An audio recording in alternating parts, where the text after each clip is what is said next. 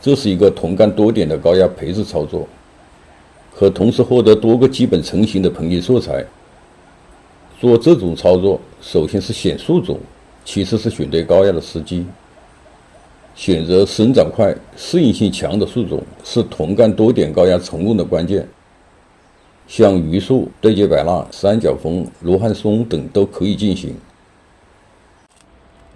这棵是扦插苗地养3年的对节百纳，长势好才运作同干多点高压。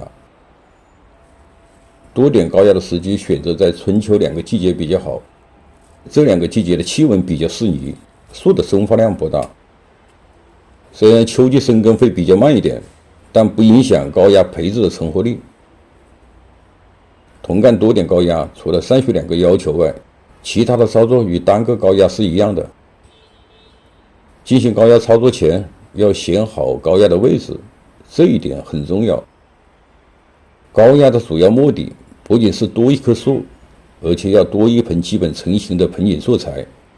选取高压的位置主要是依据出枝的角度，像这个出枝，枝与干的夹角比较适合做悬崖盆景，高压的位置就选择在离出枝大约5公分的地方是比较理想的。这种朝上大仰角的枝可蓄养成大树型的主干。每一个高压位都有一个既定的培育形式，怎样确定全凭个人的发挥。选好了高压位，再把无用的枝条去掉，过长的枝也要把它剪短。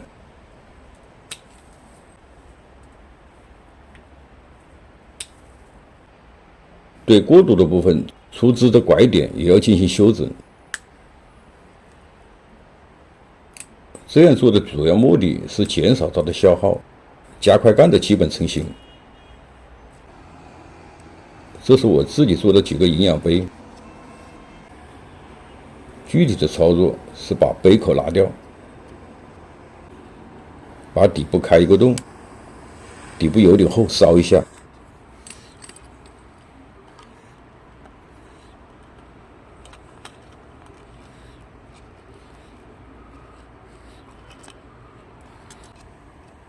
从这个地方剪开，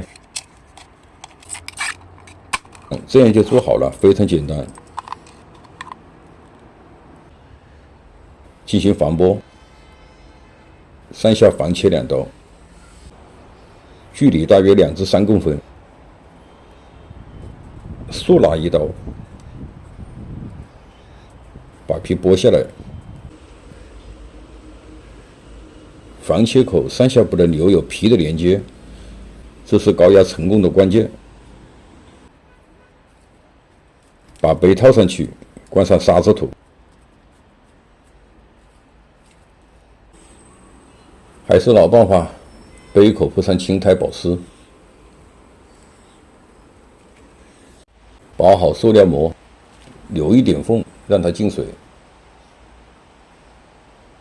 高压培植的优势就在于它长根的过程中可以对它进行加根处理，基本定型，至少可以把主干的基本轮廓形成，这样可以大大缩短盆景的成型时间。